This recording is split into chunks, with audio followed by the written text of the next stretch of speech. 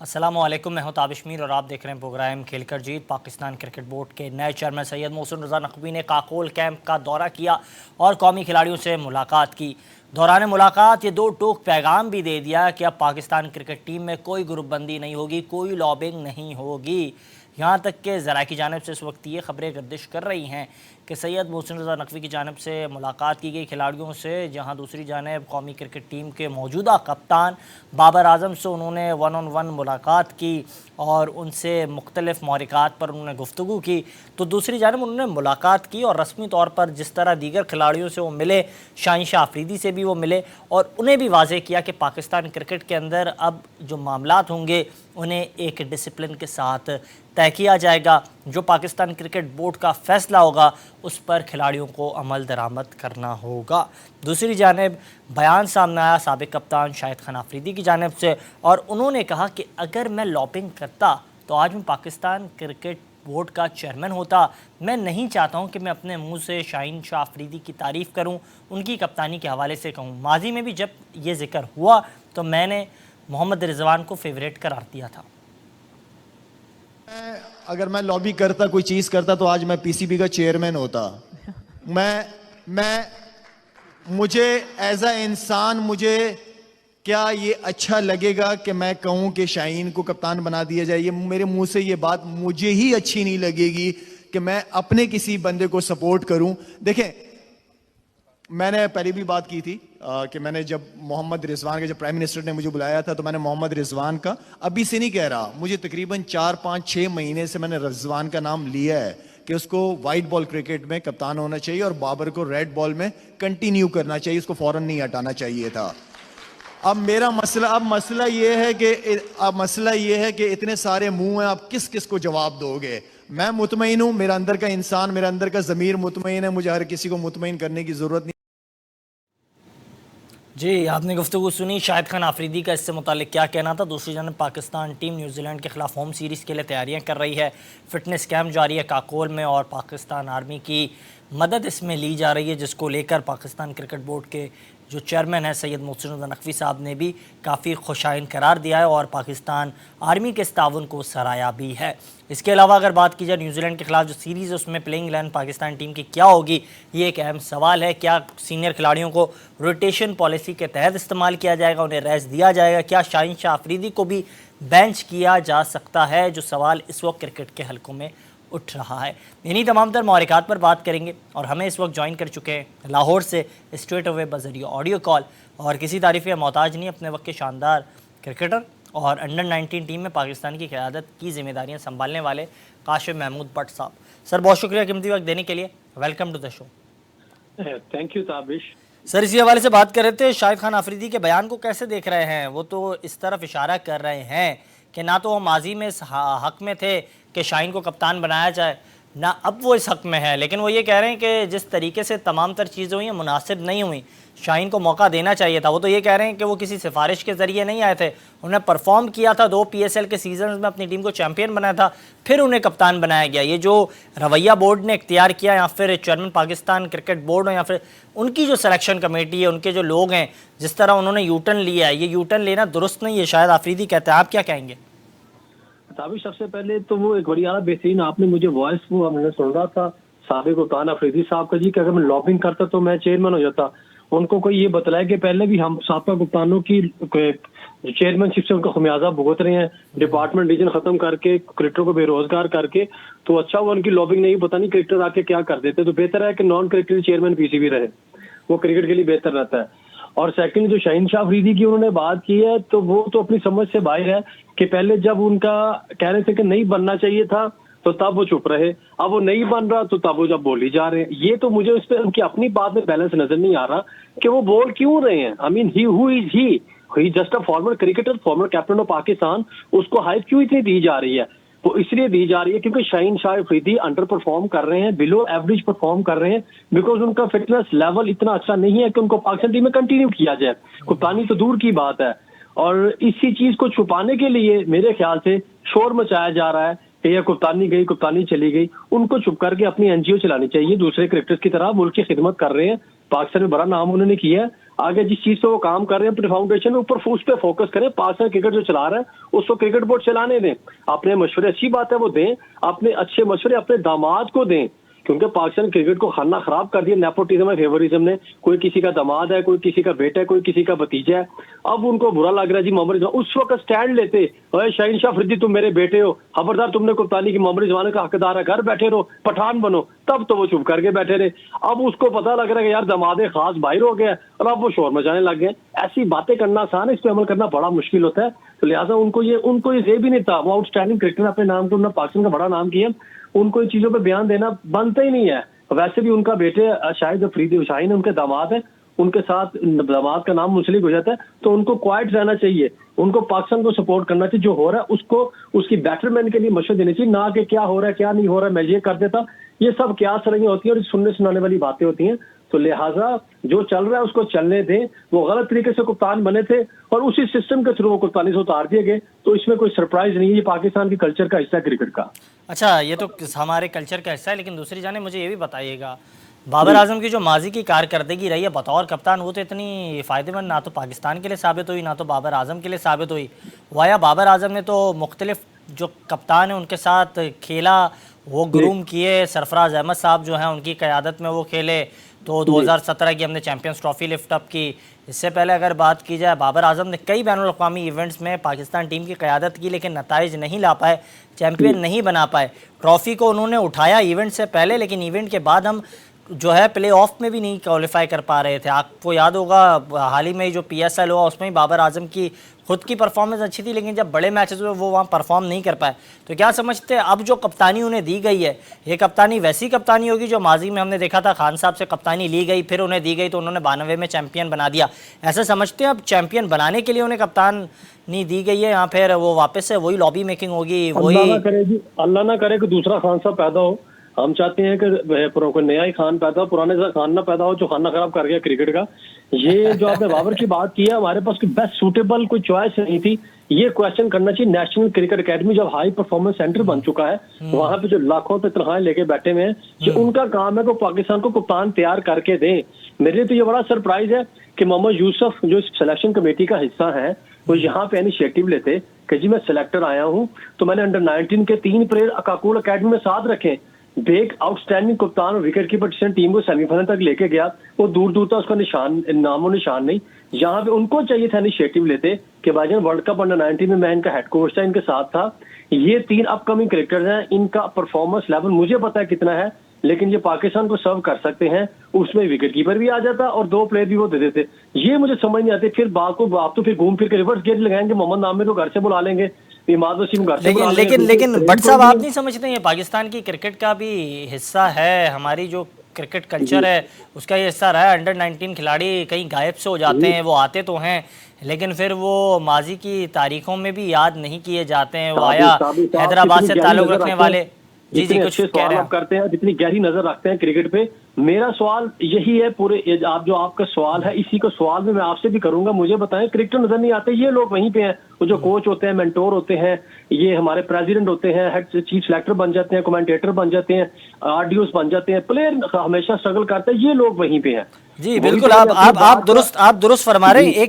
एक तो ये लंबी फहरिस्त है, आप खुद क्योंकि इससे सामने आए हैं। हमने हैदराबाद से ताल्लुक रखने वाले अजीम गुम्मन को देखा, फिर शाहिद थे जिनका ताल्लुक हैदराबाद से था। इसके अलावा बात की जाए तो हमने फास्ट बॉलर देखे, मर्चेंट साहब थे, वो थे। फिर हमने इसके अलावा मोहम्मद जाहिद को देखा, कई ऐसे खिलाड़ी थे जिन्हें हमने देखा। मोहम्मद जाहिद, आप 85 से शुरू हो तो आपके पास तो 40 से 45 की लिस्ट बन जाएगी, जो पाकिस्तान का खमीर थे, लेकिन कोचों ने अपने आप को आगे रखा, प्लेयर को बलि चढ़ा दिया। तो क्या समझते जो हमारे सरबराह हैं वो ईमानदार नहीं है? नहीं, देखिए ना, उसकी पहली बात तो ये है कि पहले जो उस वक्त PCB के चेयरमैन होते थे, वो वसीम अकरम, राशिद लतीफ जैसे और ज़हीराबाद जैसे लेजेंड प्रोड्यूस करते थे। अब वो खुद लोग जो है वो की पोस्ट पे आगे हैं और आगे एक स्टार प्रोड्यूसर कर रहे, सुपरस्टार लेजेंड तो दूर की बात है। ये डिफरेंस है। अच्छा, मौजूदा जो सिलेक्शन कमेटी है उसको कैसे देखते हैं? उससे मुताल्लिक कुछ ताफ़ुज़ात हैं आपके? जी नहीं, बिल्कुल मैं एग्री करूंगा कि अल्लाह करके हमारी 1990 से 1994 के प्लेयर से जान छुटी है, नए लोग सामने आए। असद शफीक से बड़ी उम्मीद है, बहुत ज्यादा उम्मीद है कि वो अभी करंटली इंटरनेशनल स्टैंडर्ड का स्टिल ही कैन प्ले। उसने वो छोड़ के पाकिस्तान की सिलेक्शन कमेटी में आए हैं। वो अच्छे प्लेयर, अपकमिंग प्लेयर और मॉडर्न क्रिकेट को, क्लासिक क्रिकेट को मद्देनजर रखते हुए सिलेक्शन करेंगे।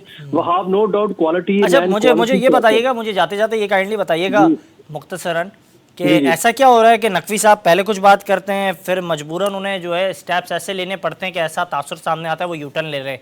हारिस रऊफ का मामला, उस पर ऐसा लगा कि उन्होंने एक एग्जाम्पल सेट की है, लेकिन इसके बाद उनका जो है एग्रीमेंट को बहाल कर दिया, सेंट्रल कॉन्ट्रैक्ट बहाल कर दिया। इससे पहले अगर बात की जाए, पहले उन्होंने कहा जो फैसले कर रहे होंगे वो मेरी सिलेक्शन कमेटी करेगी, लेकिन फिर वो खिलाड़ियों से मिलने गए। इसका मतलब वो खुद भी मुतमईन कर रहे हैं खिलाड़ियों को, सिलेक्शन कमेटी के बस में बात नहीं, ऐसा लग रहा है। नहीं, यहाँ पे ताबिश मैं जरूर कहूंगा, वो पहले अपना काम कर देते हैं कि भाई ये मैं कर सकता हूँ। बाद में फिर उनको पता है कि हमारा क्रिकेटिंग कल्चर है, बड़े रेफरेंस आ जाते हैं। हारिस रऊफ है, उसके पीछे लॉबिंग जिसकी है और एक बड़े चैनल की लॉबिंग है, वो उसको बचाने में कामयाब हो जाते हैं। जैसे इंजमामुल हक को बड़ा चैनल बचाने में कामयाब हो गया, वो मैडम सामने नहीं है, उसने कहा जी मैं इंक्वायरी का हिस्सा नहीं बनूंगी। तो ये बड़ी बड़ी मुहर्रकात, बड़ी बड़ी चीजें होती हैं। तो ये लेकिन चेयरमैन की लेकिन नकवी साहब ने तो दो टोक कह दिया है कि ना तो किसी का मैं फोन उठाऊंगा, ना तो मैं सिफारिश करूंगा, ना ये कल्चर को चलने दूंगा। मेरे दौर में अगर मैं ईमानदार अपने को समझता हूं और मैं समझता हूं एक अच्छा चीफ सेलेक्टर कामयाब चीफ सेलेक्टर बनूं, तो मैं तमाम तर चीज़ों से जो है दूर रहूंगा, ना फिर मैं अपने को सबसे बदतरीन चीफ सेलेक्टर और चेयरमैन पाकिस्तान क्रिकेट बोर्ड समझता हूँ। ये अभी न्यूजीलैंड सीरीज में ही आइडिया हो जाएगा आपको, हमें सबको, कि वो जो बात कह रहे हैं उस पर स्टैंड ले रहे हैं कि नहीं। इस सीरीज से आइडिया हो जाएगा क्या अनाउंस होती है। बिल्कुल, बहुत शुक्रिया कीमती वक्त देने के लिए। और हमसे सब मुताल्लिक गुफ्तगू कर रहे थे पाकिस्तान की क्रिकेट का एक मारूफ नाम जनाब काशिफ महमूद भट्ट साहब, और आपने उनकी गुफ्तगू मुलाहिज़ा फरमाई। इसके अलावा बात करते हैं, प्रोग्राम में आगे बढ़ते हैं और बात करते हैं कौमी खेल हॉकी के हवाले से। पाकिस्तान की कौमी खेल हॉकी वो वाहिद कौमी खेल है जिसमें पाकिस्तान ने मुतादिद मरतबा बैनुल-अक़वामी इवेंट्स में ना सिर्फ नुमाइंदगी की, कई मरतबा चैम्पियंस बनने का भी एजाज़ अपने नाम किया। ये वही कौमी खेल है जिसमें पाकिस्तान के पास नामवर खिलाड़ी ना सिर्फ सामने आए, कलीमुल्लाह सलीमुल्लाह की जोड़ी दुनिया भर में शोहरत याफ्ता जोड़ी रही। इसके अलावा पाकिस्तान के पास मारूफ खिलाड़ियों की एक लंबी फहरिस्त मौजूद है जिन्होंने ना सिर्फ कौमी खेल को इज़्ज़त बख्शी, पाकिस्तान के सब्ज़ हिलाली परचम को भी बुलंद रखा। लेकिन इस वक्त कौमी खेल दो धड़ों में तकसीम होता हुआ दिखाई दे रहा है। ये वही कौमी खेल है जहां पाकिस्तान के नामवर खिलाड़ी मुख्तलिफ़ मकामात पर सब्ज़ हिलाली परचम को बुलंद करने में एक अहम किरदार अदा करते थे। लेकिन अब कौमी खेल और कौमी खिलाड़ियों के दरमियान ये तनाज़ात और कई मामलात एक शिद्दत इख्तियार कर चुके हैं। इस वक्त पाकिस्तान हॉकी फेडरेशन दो धड़ों में तकसीम हो चुकी है। एक जानिब पाकिस्तान हॉकी फेडरेशन को रूह रवां के तौर पर चलाने वाले जो दिखाई दे रहे हैं, उनका ये दावा है कि वो कानूनी तौर पर ये इख्तियारात रखते हैं और इस्लामाबाद से वो तमाम तर निज़ाम को चलाने की दावेदार बन रहे हैं। और दूसरी जानिब कराची में हमने देखा शला रज़ा साहिबा जो हैं एक मकामी होटल में तकरीब होती है और इसके बाद वो पाकिस्तान की हॉकी की तारीख में पहली मरतबा खातून जो हैं नामज़द होती हैं बतौर सदर पाकिस्तान हॉकी फेडरेशन। ये जो मामलात हैं ये सुलझते हुए कम और बिगड़ते हुए ज़्यादा दिखाई दे रहे होते हैं। तो दूसरी जानिब बयान सामने आता है हसन सरदार की जानिब से भी, और वो भी कहते हैं कि अब ऐसा लग रहा है कि पाकिस्तान का कौमी खेल बेहतर नहीं हो पाएगा। ये पाकिस्तान की तारीख का और बेहतर यही होगा, यही कहना होगा कि ये हिस्सा बन जाएगा।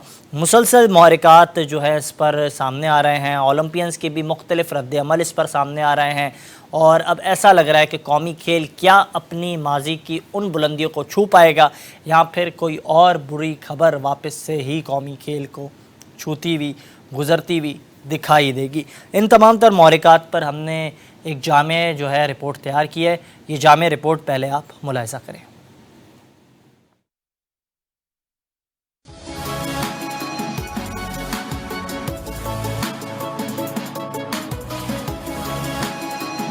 पाकिस्तान का कौमी खेल हॉकी धड़ेबंदी और दो ग्रुपों में तकसीम हो चुका है। पाकिस्तान की तारीख में यह पहली मर्तबा हुआ है कि कौमी खेल हॉकी दो ग्रुपों में तकसीम हो चुका है। 19 मार्च को कराची के मकामी होटल में शला रज़ा को पाकिस्तान हॉकी फेडरेशन का सदर मुंतखब किया गया, तो 2 दिन बाद इस्लामाबाद में तारिक बुकरी को भी एक इजलास में PHF का सदर बनाया गया। आपस की लड़ाई और ओहदों की हुसूल की जंग में कौमी खेल तबाही के दहाने पर आ पहुंचा है।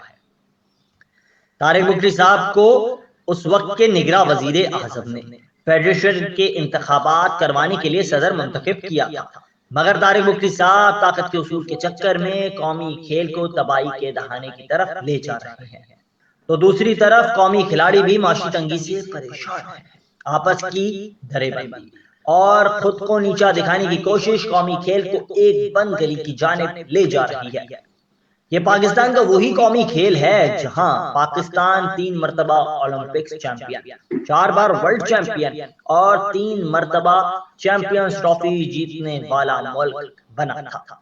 मगर इस वक्त पाकिस्तान का हॉकी में पोजीशन दिन ब दिन तनज़ली की जानिब बढ़ता जा रहा है और हम बैन अवी इवेंट से भी बाहर होते जा रहे हैं। अब सवाल ये सामने आता है कि क्या कौमी खेल का अराइवल फिर से हो पाएगा या फिर ग्रुप बंदी कौमी खेल को बस हमारी तारीख का हिस्सा बना रही है।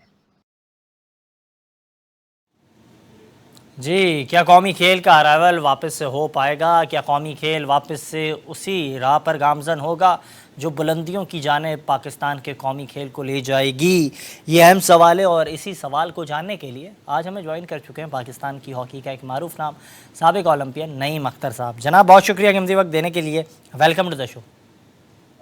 जी, अस्सलाम वालेकुम। सर, इसी हवाले से बात कर रहे हैं। जनाब बुख्ती साहब जो हैं कई बातें कर रहे हैं। उन्होंने कहा कि पाकिस्तान के कौमी खेल को बेहतर करने के लिए आपको गैर मुल्की कोचेस की ज़रूरत है, वो लाएंगे। जदीद दौर की हॉकी के साथ चलना होगा तो ही कौमी खेल बेहतर हो सकेगा, जिसके लिए गैर मुल्की कोच बहुत ज़रूरी है। 2 साल के अंदर हम 6 जो बेहतरीन ममालिक हैं उनकी टीमों के साथ कम्पीट करेंगे, ये भी कहना है जनाब तारिक बुख्ती साहब का। इसके अलावा वो ये भी कह रहे हैं कि खिलाड़ियों की वाजिबात भी अदा की जाएंगी और मसाइल को भी हल कर दिया जाएगा, जिस पर उन्होंने यकीन दहानी की है। क्या कहेंगे इस पर? अस्सलाम वालेकुम जी। सच कहें तो सच ये है कि ये सब झूठ कह रहे हैं, ठीक है ना। सबसे पहले आप इनसे ये पूछें कि आपको केयर टेकर प्राइम मिनिस्टर ने बनाया है कि जी आप जाएं, एहतसाब करें, एहतसाब के बाद स्क्रूटनी करें, स्क्रूटनी के बाद आप इलेक्शन करवाएं। आपका काम सिर्फ इतना था। आप इन सब कामों को छोड़ के आपने सीधा जाके अपने लिए कॉन्फिडेंस का वोट मांगना शुरू कर दिया और कॉन्फिडेंस का वोट भी उन लोगों से मांगा जो ऑलरेडी डिबार हो चुके हैं। ठीक है जी। अब रही बात हॉकी की, आप क्या हॉकी को, आप तो नॉन टेक्निकल आदमी हैं, आपको तो पता ही कुछ नहीं है। आप पता नहीं कौन से मुल्कों के कोच, 3 दफा ओलंपिक चैंपियन, 4 दफा वर्ल्ड चैंपियन, आपके पास प्लेयरों की कोई कमी है? हसन सरदार जैसा नाम, समीउल्लाह जैसा नाम, कलीमुल्लाह जैसा नाम, हनीफ खान जैसा नाम, ये लोग आपके पास हैं और आप ढूंढने जा रहे हैं जी यूरोप में। ये सब गलती, ये सारी बातें गलत हैं। सबसे पहली बात यह है कि जो आपके प्रेसिडेंट हैं वो शैला रज़ा हैं, अपना तारिक बुख्ती नहीं है। सेक्रेटरी हैदर हुसैन है, राना मुजाहिद नहीं है। एक तरफ जिन लोगों पे चार्जेस लगे हैं, मुझे काइंडली सवाल से ही बताइएगा अख्तर साहब, बुख्ती साहब का तो ये मानना है, वो तो कह रहे हैं कि कैंप लगाया जाएगा इस्लामाबाद में, और अगर मैं गलत ना हूँ तो शायद कैंप लग भी चुका है और खिलाड़ियों की फिटनेस को लेकर भी काम कर रहे हैं। उनका ये मानना है, वो कह रहे हैं कि अब अजलान शाह की तैयारियाँ हम कर रहे हैं। तो फिर आप लोगों का क्या स्टैंड है, आपका क्या मौक़िफ़ है? देखें जी, सबसे पहली बात यह है कि ईद के बाद कैंप लगेगा बलूचिस्तान में, जिसकी अनाउंसमेंट ऑलरेडी कर चुके हैं हैदर हुसैन और मैडम शैला रज़ा। ठीक है, सही है। अब जो सबसे बड़ी बात यहाँ ये आ जा रही है कि जितने भी प्लेयर हैं पंजाब के, इनको डरा धमका के, सीधी सी बात ये है, डरा धमका के उनको कहते हैं कैंप में ना जाएं, हम ये हैं, हम वो हैं। अभी तक अगर हम ये हैं, हम वो हैं, आपका नोटिफिकेशन किधर है? आप आज 20 दिन हो गए हैं, आप तो सर इस बार अजलान शाह में ऐसा तो नहीं होगा? पाकिस्तान की 2 टीमें जा रही हैं खेलने। नहीं जी, अजलान शाह में जो सेक्रेटरी है, सेक्रेटरी की ऑलरेडी बात हो चुकी है हैदर हुसैन की जी। जो टीम शैला रज़ा और हैदर हुसैन भेजेंगे वही पाकिस्तान की टीम होगी। ठीक। वो दूसरी कोई टीम नहीं होगी, ये सब झूठ है। और सबसे पहली बात ये है कि इनको बोलें कि आप अपना नोटिफिकेशन दिखाएं। जब आपके पास नोटिफिकेशन होगा तो कोई बात बनेगी ना। बगैर नोटिफिकेशन के आप चला रहे हैं काम को, कैसे? बिल्कुल। ये अच्छा, ऐसा जाते नहीं जाते होगा। आखिरी सवाल, ये जाते जाते आखिरी सवाल आपसे सवाले से लूँगा। आप लोगों की आगे क्या हिकमत अमली है, क्योंकि कानूनी तौर पर भी आप लोग ये जंग लड़ रहे हैं, दूसरी जानिब उनका भी ये मानना है कि वो भी कानूनी तौर पर जो है मामलात को देख रहे हैं। तो अब आप लोग किस जो है नुक्ते पर एक पेज पर आके बैठे हैं कि कौमी खेल को बेहतर करना है? ऐसा क्या मुमकिन है आप लोगों की तरफ से? क्योंकि शैला रज़ा साहिबा से जब हमारी मुलाकात हुई तो उनका भी ये कहना था कि हम तो कोशिश करें, हम तो सबको दावत देते हैं, आए हमारे साथ मिलकर काम करें, किसी को हम नहीं चाहते कि तकसीम हो कौमी खेल, हम तो मिलकर काम करना चाहते। तो क्या सारे ओलंपियंस एक पेज पर आकर कौमी खेल की बेहतरी के लिए मिलकर काम करना चाहते हैं? इस पर सबका एक ही एजेंडा है, वन पेज एजेंडा है? बिल्कुल काम करने की जरूरत भी है, और सबसे इम्पोर्टेंट चीज भी यही है कि आप मिल बैठ के पाकिस्तान हॉकी को ऊपर ले जाएं। लेकिन उसमें ये जो करप्ट लोग हैं ये ना हो, सीधी सी बात है। देखिए ना, आपने 15 सालों में 1 अरब 75 करोड़ रुपए खाया, किसने खाया? आसमान तो नहीं खा गया वो पैसे। बाकी बात यह है कि अगर आप उसके अलावा आए, बैठे, बात करें, बात आपको हमारे साथ करनी पड़ेगी। ऐसे नहीं है कि यार आप भुगटी को कोई पूछे कि भाई तुमने लेकिन कैसे लेकिन आप समझ रहे हैं ऐसा कुछ माहौल बन रहा है कि दोनों तरफ जो है नेगोशिएशन हो सकती है, दोनों तरफ मुज़ाकरात हो सकते हैं, मामला कहीं लेकिन जो जी है नेगोशिएशन की तरफ जा रहे हैं, या फिर सिर्फ अब डेड लॉक ही बरकरार रहेगा? देखें, डेडलॉक बरकरार रखने की कोई जरूरत नहीं है। सीधी सी बात ये है, सच बोलें। सच ये है कि भाई आप डिबार लोगों से जब आप आए तो आपने किसके नाम ईसीएल में दिए? उस वक्त तो आपकी बढ़ के आपकी थी कि हमने ये नाम ईसीएल में डाल दिए हैं। अब ईसीएल में डाले हैं तो उसका रिजल्ट क्या है? आप जाके उनकी गोद में बैठ गए हो। नहीं नहीं, बिल्कुल बिल्कुल दुरुस्त बात है, बिल्कुल दुरुस्त बात है। लेकिन मुझे काइंडली ये बताइएगा, जाते जाते आखिरी मुख्तसरन आप बताइएगा, वक्त का तकाजा है, काइंडली मुझे बताइएगा कि क्या देख रहे हैं आज जो ये डेडलॉक खत्म होगा तो इसे कौन करेगा? आप लोग आगे बढ़ रहे हैं, एक कदम आप लोग बढ़ा रहे हैं, या फिर वो एक कदम बढ़ा रहे हैं? देखिए जी, इस डेडलॉक को खत्म करने के लिए प्राइम मिनिस्टर या प्रेसिडेंट को इसमें इंटरफेयर करना पड़ेगा। इंटरफेयर करना पड़ेगा। बहुत शुक्रिया कीमती वक्त देने के लिए जनाब नईम अख्तर साहब। गुफ्तगू फरमा रहे थे इससे मुताल्लिक। बहुत अहम मुद्दा है, कौमी खेल को अगर बेहतर करना है तो तमाम ओलंपियंस को एक पेज पर आना पड़ेगा, ये कहना है नईम अख्तर साहब का। उन्होंने कहा कि एक बेहतर एहतसाब भी होना चाहिए, जिन पर इल्ज़ामात है उनको अगर वो गिल्टी हैं तो उन्हें बाकायदा इसकी सज़ा भी देनी चाहिए। ये तो हमारा आज का प्रोग्राम, इजाज़त दीजिएगा, अल्लाह हाफ़िज़।